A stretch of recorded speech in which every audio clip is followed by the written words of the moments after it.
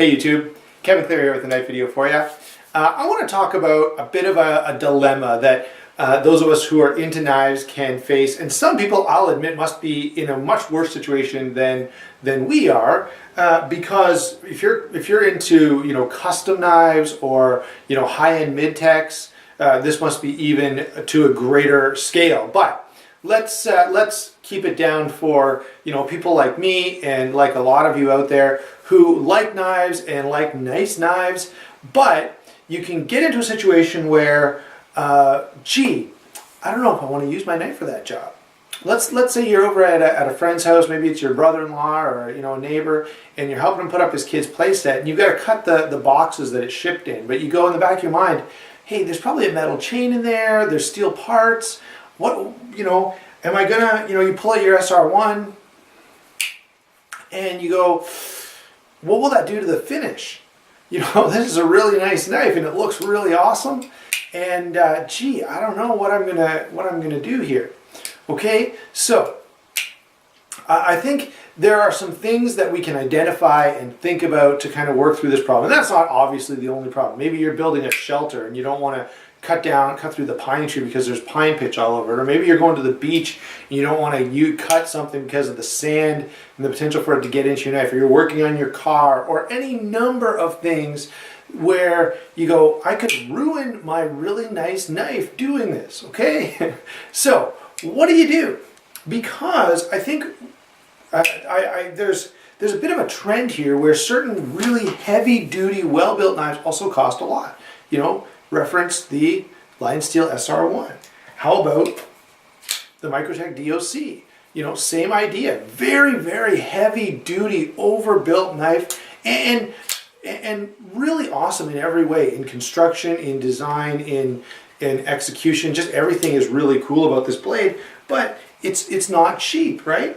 How about the T4?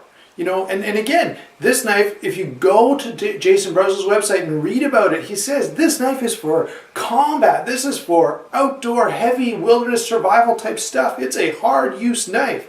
And I perfectly agree. You can take one look at this thing, and as soon as you get it in hand, you go, that thing is a serious tool, right?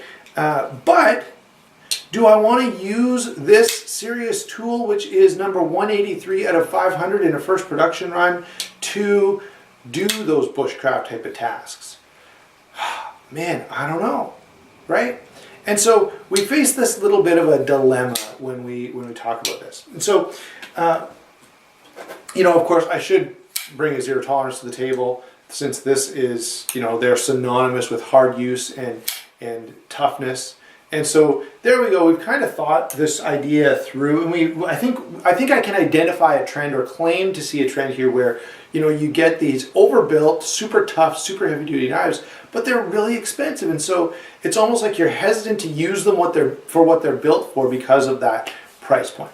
So I think there are some solutions. I want to say one more thing before I get to that, though, and that is just consider, to kind of get us back to reality, consider this. I know you love knives. I do too.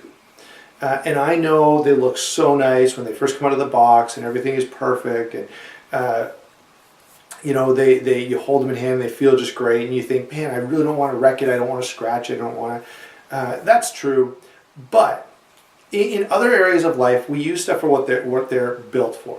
And I'm going to tell you a story from a few years back. I worked in construction. I've done a lot of construction and construction-related jobs outside of preaching. That would be the most predominant part of my career path. So anyway, show up on the job site, and this guy kind of starts around the same time as me, and he shows up in like Walmart boots. And they're uncomfortable, and they're cold when it's cold out, they're overly hot when it's hot out. His feet are killing him at the end of every day. And so after a few weeks in, maybe a few months in, he's got a little money, he's been working for a while, he buys some really expensive boots. Who knows, goes to Mark's Work Wearhouse or TSC or whatever. If he's smart, he goes to TSC, because he'll be half as much, right? He shows up with these great boots, and they are so comfortable, and he just loves it. And they were, like $180, let's say. I'm guessing a little bit. And guess what? he worked hard. He didn't care a thing about what, if something fell on the boots, if, you know, you're working with sheet metal or drywall or whatever, if it gets dirty, if you're roofing, who knows? Who cares? They're meant for that, right? And so he used them for what they were meant for. And on some level, I think that we can kind of get back to reality by saying, hey, this is meant to do serious stuff. It is really strong, really well put together, and I'm going to use it for what it's designed to do. Okay? And I don't think we're wrong in taking that approach at all. Okay? Now, having said that, some of you are going, still, Kevin, I bet you don't do that with the DOC. You're right. And let me tell you a little bit about this DOC, and then I'm going to get into what I said I was going to talk about. This Death on Contact, Microtech Death on Contact, is one of my favorite knives. And I had to look really long and hard to find this. I probably wanted it for 2.5 years, and I knew exactly the one I wanted. I wanted this color, I wanted this blade style, and I could find Microtech DOCs from time to time. They'd be on eBay, they'd be here, there, and everywhere. They'd be on the odd website, but never in this configuration. And so because I could never find one just like this, I didn't buy one, and I waited. And so I finally found one, pulled the trigger, got it. I was super excited and still love it and love carrying it, okay? But now, because of that, I look at this knife differently, okay? If somehow my SR1 got damaged or destroyed, I could buy another one pretty easily. If this got damaged or destroyed, it would be harder to buy another one. Now, it wouldn't be the end of the world, and you know, life would go on. I still have lots of nice knives, and even if all my knives were gone, life would still go on, right? I still have cool blades, but because this one's harder to replace, I'm a little more careful with it. Okay, so I'm going to put that out there just because I think that's one of the considerations that we probably want to make. And so let's get into some of the things I think we can do to just balance the whole thing out and not become too neurotic about preserving our knives in this pristine condition. Because now maybe that's your thing. And so that's the first thing I want to say. First, admit who you are, right? Admit the kind of personality you have. And don't worry about what others have said. I know there's a lot of YouTubers, a lot, who will say, I carry and use every knife I own. Good for you. One, I doubt that's true. You know, I doubt you treat the $1,500 knife the same way as you treat the $500 knife, the same way as you treat the $100 knife. I just doubt it. Okay, so and even if it is true, that doesn't mean that you have to. Okay? Doesn't mean that I have to. Maybe your personality is when you get a new knife, you just want to look at it, and the first thought that goes through your head is, this is going to look awesome on my wall, this is going to look great in the display case. And if that's your personality, that's great. Then you should buy knives and not use them and just put them in your case and look at them, because it's your knife. Do what you want with it, right? And so don't feel pressured by certain people to have to use everything. If you really just want to buy it and never take it out of the box, hey, have at it. You know, then you're a real hardcore collector, and that's great. If, on the other hand, you like knives and you appreciate them, but you're kind of like me. When I get a new knife comes in the box, the first thing I think of is, I want to carry it, I want to use it. Where's something I can cut? Let's see how the edge is. You know, I want to play with it. I want to mess with it. And so, for me, if I got this and left it in the box and never took it out of the bubble wrap, I would not be enjoying this thing that I paid good money for and that I own. It's mine. Why shouldn't I enjoy it and use it the way I want to, right? And so, first, kind of figure out where you are on the spectrum, because your personality should dictate. Don't let other people tell you to do one thing or the other, okay? Hey, if you want to, you should, you know, if you buy a Spyderco Sprint Run, you should never take it out of the box, it'll be worth a lot of money someday. Well, if you bought it to use it, go ahead and use it, you know? If, on the other hand, you bought it to save it, then save it. And if you're somewhere in the middle, and I'll admit, I'm somewhere in the middle. I use and carry all my knives, I do. However, I'm more careful with some than others, okay? As I said, the DOC gets special treatment. The T4 kind of gets special treatment, right? Because it's 183 of 500 in the first production run. You know, I'm not going to treat this knife like I treat some others. So, one of the things you can do is to first identify what you enjoy, why you buy knives, why you collect. Do you collect them to use? Do you collect them to save? Do you collect them to look at? Do you collect them to show off? Do you collect them to trade? Are you just on blade forums and the trading thing all the time, trading them back and forth like we used to with sports cards, with baseball cards, I should say.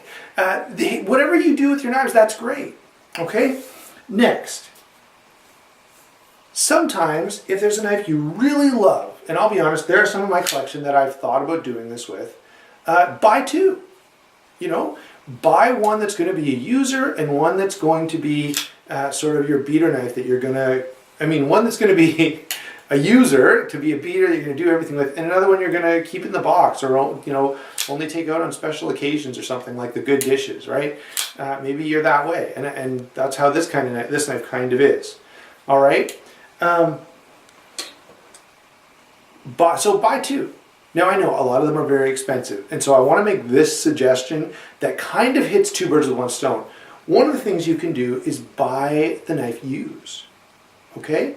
Buy it on the secondary market, and especially maybe buy one that someone else has already used and they've already put a scratch on it, and they've already, the pocket clip has wear on it, and that way, number one, you're going to pay less, and number two, when you do some damage to it, you don't feel so bad because it's not perfect anyway, right? So maybe you buy one brand new and you keep it in the box and you set it aside, but then you buy another one that's sort of not in pristine condition, and that's your beater, that's your user. Okay, I think that's a fair solution. And there are some blades, my Blur, I love the Kershaw Blur. I keep the S30V Blur on the shelf, and I use the 14C20N Blackwash Blur. I do. All right. So get a used one. Here's another option. Buy stuff that won't show wear quite as much. So let me compare two knives, both really cool. By the way, both D2 steel. I love D2 steel. I need to do a video just about D2. Anyway, there's a difference in these two knives. Both are nice, both are high-end, both are really cool. However, if I cut something with this one and there's a little mark on the blade, I can likely polish it out, or at least polish it to the point that it looks fine and no one would ever notice that mark, okay? Just a little Scotch-Brite will take care of it. However, if I put a mark on this blade, guess what? It's going to be noticeable. Now, I will say DLC coating is very good, okay? So if you're going to buy a coated blade, by the way, yeah, DLC is awesome. Benchmade's coating, whatever they use, is not so good.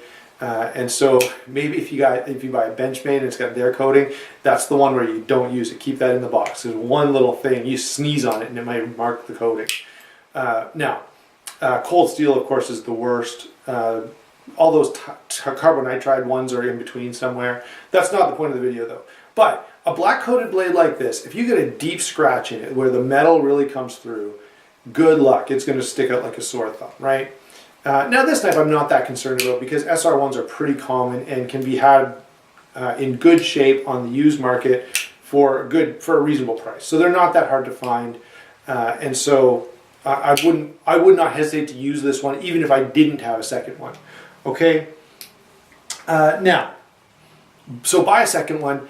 Buy stuff that doesn't show wear. So when I bought these zero tolerances, they have the Blackwash. Now I love the way the Blackwash looks, and I'll admit that was primarily the thing that put me over the edge. I was kind of waffling about whether or not I wanted to buy these knives, but when I saw the Blackwash, I was like, oh yeah, I need one. That looks stinking awesome.